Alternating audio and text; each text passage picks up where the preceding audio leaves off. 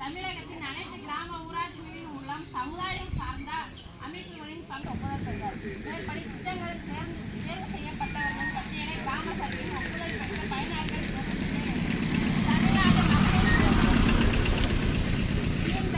உபாத்தியாய கிராம பிரச்சனை பயிற்சி திட்டத்தின் தமிழ்நாடு மாநில ஊரக வாழ்வாதார இயக்கத்தின் மூலமாக